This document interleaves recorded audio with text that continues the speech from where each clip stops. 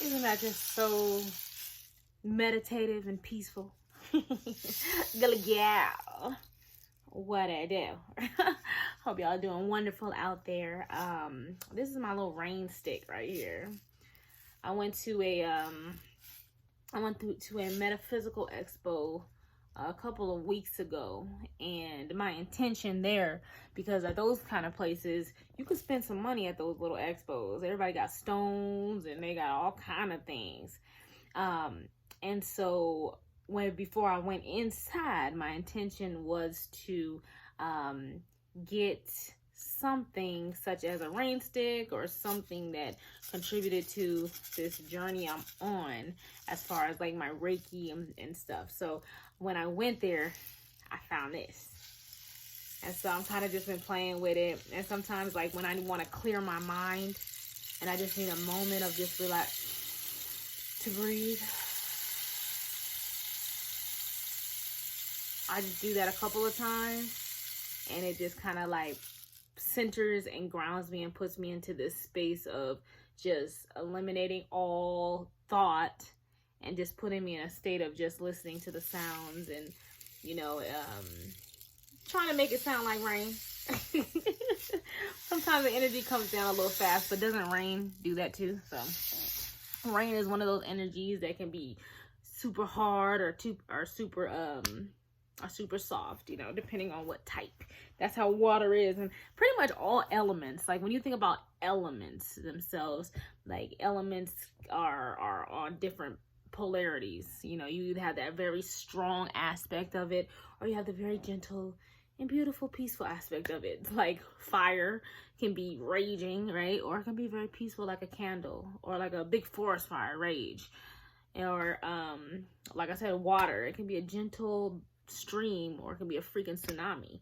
And so so when we think about elements in that way, we understand ourselves because we connect with the elements as well. So when we think about the raging of those elements in nature, those same type of ragings of elements can actually happen within us as well. So for example, I'm an air sign. I'm an air sign. I'm actually on the cusp, but I'm more towards, I would say, more air, because I'm very much in my imagination. I'm always kind of just in these clouds, right? And my children, my two daughters, they're water signs. And I said sometimes, depending on the situation, circumstances, or even how I am towards them, will determine the energy frequency that happens with us. So for example, if I'm not calm in my spirit, if I'm not a calm breeze, then I can stir up their water energy, and it's a tsunami, and it's all chaos and craziness. And I'm like, wait a minute, let me get myself together. Let me calm myself down so that I can interact with their elements. And that's the beauty of that. So when you understand elements, you can actually work with them, especially in regards to working with people. Okay. So anyways, but the reason why I'm on here today is because lately, within my channel, I'm kind of beginning this thing with the tarot, right? I'm having the tarot deck, and I like to call it intuitive tarot because, you know, instead of reading it specifically, I'm just allowing the tarot to speak to me intuitively, and I love it. Okay. It's real cool.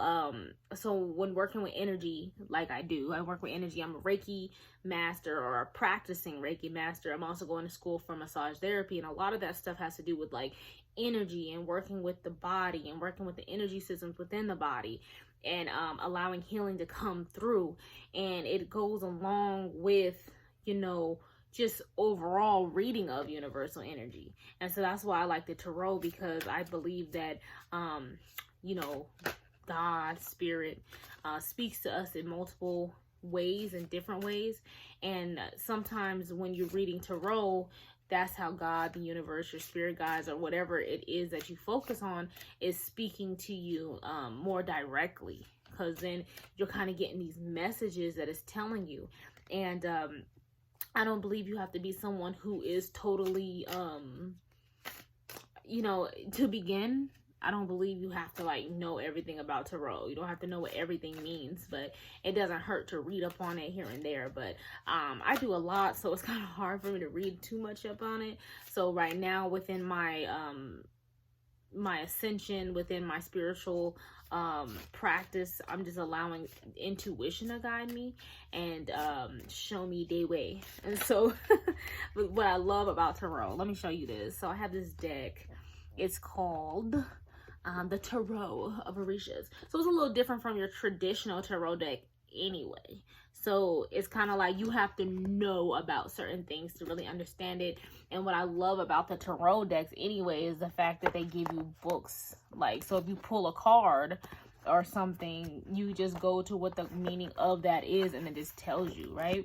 So I love this. And so it's called the Companion of it. And that's why I was like, it's so easy to read tarot, because you kind of just let it speak to you. So what I'm going to do, I'm actually going to spray this smokeless sage spray that I got from a booth. I was at a community event, and there was a booth of a brother. It's a black family, but I know him because we worked together on some stuff. And then him and his wife and his children, actually, is real cute. They designed these like bracelets and stuff like that, and they were also selling this sage. So I do my let me just spray my sage, right? Although I do have sage as well. I actually hand-picked this and wrapped it. Hand-picked, dried, and wrapped this. And you can see I burned it already. So that's my sage, but I'm not going to burn it for this sake. So anyways, so I'm going to read my tarot deck, darling. And then I'm going to see what comes out. Oh, shoot. Something popped out anyway. Isn't that how they do it? Whatever just pops out. So it gave me a quick little message. So what just popped out? Ooh, equal. I don't know what this means. So let's hope for a good reading on this one, right? The Grim Reaper, death.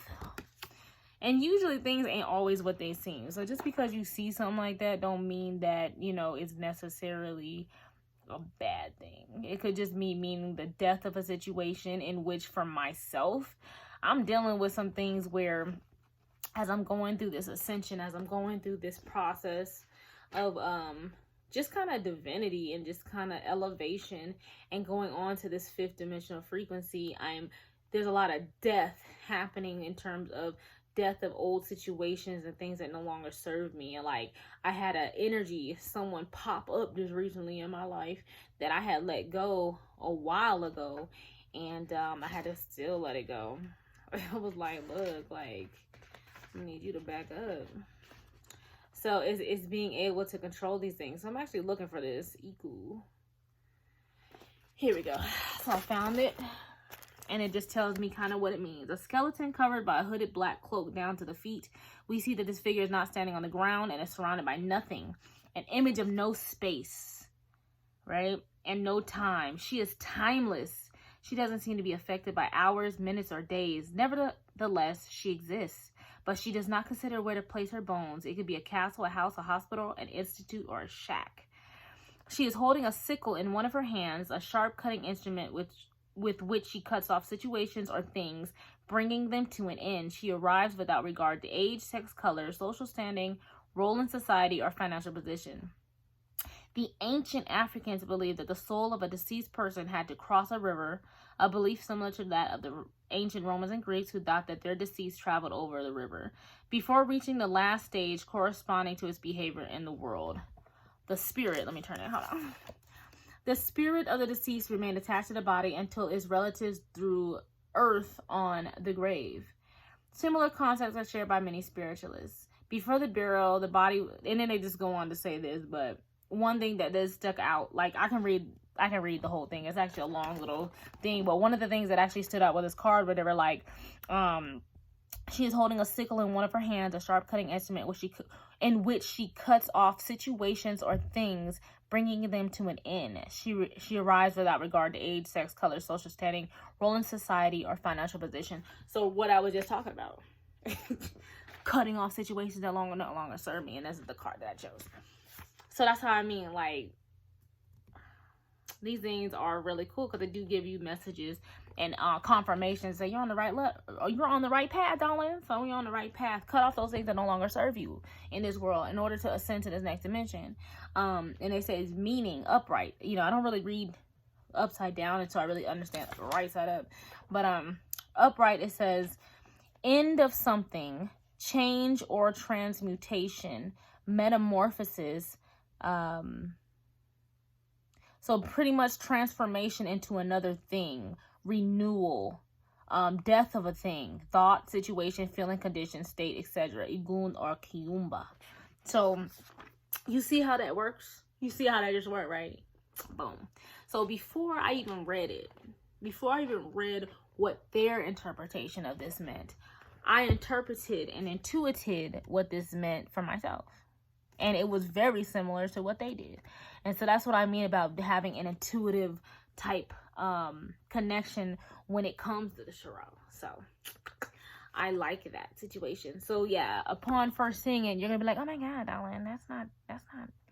But then when you really think about it, you're like, no, it's not what it kind of represents. What it represents is beyond what the physical represents. And that's kind of what we are, right? We're beyond what you see physically when you really start to open yourself up to divine messages, to divinity, to awakening, what people like to call the conscious movement. You're awakening yourself up to infinite possibilities, infinite knowledge, infinite creativity, infinite imagination. You're opening yourself up to these things. And that's why I love spirituality. Spirituality is not restricted to any type of religion or dogma or anything that's in a box. Like, spirituality is so vast. It's whatever you create, and what you can imagine it to be is what it is. And for the most part, yes, it can be on a darker side, but when you're on an elevated, higher frequency side of spirituality, I mean, possibilities are endless. The possibilities are endless, and they're beautiful, darling. So I'm just having fun. I'm having fun with this journey. It's not always easy. I have been through it. I have done a lot of shadow work. I've done a lot of healing.